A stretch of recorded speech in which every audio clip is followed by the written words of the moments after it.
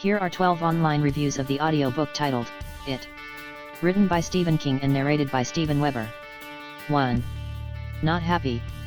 I have seen both adaptations of It. I was shocked by the many uses of the N-word in the book. It was excessive and bothersome. I realize it was written at a different time period but didn't like that. Also the sex between the children was disturbing. Won't listen to another Stephen King book ever again. 2. Jesus. Between overzealous use of the N-word and children having sex, I was not a fan of this book.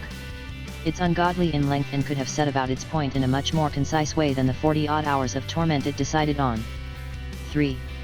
This book depicts children in sexual situations. My first grievance with this book is the lengths. I like good long reads that really captivate me. This isn't it. There's a lot of parts in this book where I find myself spacing out because it's so uninteresting. My second and most pressing contention with this book is the blatant sexualization of prepubescent kids. I get that 11 is the age where you start having crushes and being curious about sex. But 11-year-olds having a full-on orgy? No sir, you lost me there, Mr. King. King's description of Bev Marsh are creepy at best and pedophilic at worst. Maybe his newer content is better at writing women and doesn't sexualize actual kids, but I think I'm done with his books after this disgusting read. 4. Profoundly disappointed. Like most people, I saw the 1990 version first. I was 12 years old then and absolutely loved it. When they remade it and released the remakes in 2017 and 2019, I was surprised at how much I loved it as equally as I loved the original. Decided to read the book. I 100% hated it. It was filled with so many inane details that I felt contributed very little to the plot and became so redundant that my hatred grew for the book while my love for the films increased.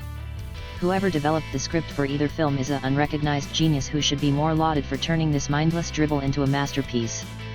5. Couldn't get through 30 minutes. Obviously I can't judge a nearly 50-hour book based off of 30 minutes, but I quite frankly couldn't even fall asleep from the anxiety this narrator's performance gave me, thinking I'd have to listen to almost 2 full days worth of him talking. And that's just what it was, talking, not narrating. One of the worst performances I've heard. His monotone makes the story hard to pay attention to and it just sounds like he's narrating for the first time in his life. But my biggest issue is that I couldn't tell any difference between the voices of any of the characters. Part of your job is to perform and give life to the book and characters. If I can't even tell who's talking, how am I supposed to get carried away into the fiction? All I can think is this audiobook has a ton of people rating it highly, who saw the movie and don't typically listen to audiobooks or read. Don't waste a credit / your money. 6. Ridiculous. This is, by far, the worst King novel I've ever read or listened to. Although very well written, and well preformed, this story is ridiculous, terrible and, well, stupid. The entire concept is nonsensical and abstract to the point of ridiculousness. There is no actual story here. The antagonist, or its motivation, is never actually defined, and for some reason, Stevie Boy throws in a magical turtle that supposedly created the universe by throwing up, because his tummy hurt. To top it all off, after having defeated the spider clown monster, the 7 fifth graders, 6 boys 1 girl, are lost in the sewer, covered in human waste, and they decide that they need to have sex with the girl one after another in order to find their way out. Seriously, what the fuck? I've never experienced such a complete garbage story that was written and preformed so well. It's crazy. The narrator was really fantastic and it's a shame he had to be wasted on this one. It's almost as if a mentally challenged 14-year-old boy was asked to come up with an outline for a story, beginning, middle, and end, and Stephen King had to stick to it precisely. Great writing, but the content, subject, story, and overall theme or plot are all completely worthless. Do not waste your time and money on this. 7.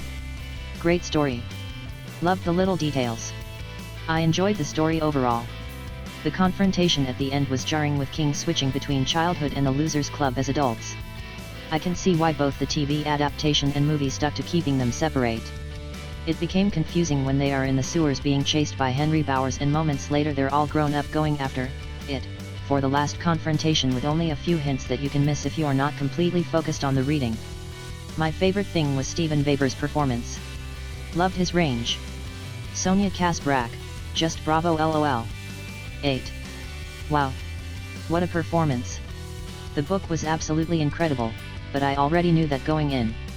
I have read it a few times before I got Audible, and I really wanted something good to listen to at work and knew it was not only a great book, but a long one too. Anyway, I went into this thing just expecting some random guy to be narrating and didn't really care because I knew the material, but Steven Weber breathes a whole new breath of fresh air into this book. He put his heart and soul into his reading and, my god, it was incredible. He did the voices really well and actually gave me chills with his penwise many times. Most of these guys on here just monotone the entire book and it absolutely kills me, but he gave them all their own voices and did a wonderful job sticking with them. Definitely recommend this audiobook, and Steven Weber. 9. This book was intense. I loved this book more than almost any book and the reader did so well to make it so enjoyable and keep me paying attention. At the moment I am absolutely speechless. I've been savoring this book for a long time. I shall listen to it again. The only issue I have is the amount of sexual situations and racism. But I'm just going to be weary of who I listen to it around. 10. Amazing narration for a classic tale. This book is one of the greatest written, by King, but don't come here just for the story, come here for Steven Weber's incredible reading of it. It's amazing how the actor I only knew from Wings does such a spectacular job. He manages to distinguish between all characters' voices without ever seeming like he's trying. He reads the story just the way I imagine Stephen King would want him to. Listen to this, you will not be disappointed. 11. King at his sharpest. I've been a fan of this talented writer for almost 40 years. There are so many who write reviews that I find unfair. This book is a gift from King, a complete immersion back into childhood and terror. I hesitated to download it to listen, but the narrator was also gifted, he delivered. I know already that I will listen to it again. I recommend this novel for anyone who is a somewhat fan of horror and a total fan of Vital Life. Thanks Mr. King. 12. Epic. Amazing. There's a reason why this tale is so popular. I loved both movie adaptations, but the written word is king, sorry had to. It's just leagues more hardcore than anything they could try to film. I will always like his books more than the films because every detail just adds to the setup of an amazing climax. This story is just so epic and you get so involved with the losers you can't help but cheer them on. This story will live on as a classic as it should be. Loved Steven Weber's performance. It was a little jarring at first because he goes super hard with the acting, but this is a story that deserves that kind of performance. I am just not articulate enough to continue this review, but trust me, it's 5 over 5. Outstanding. Thank you for watching.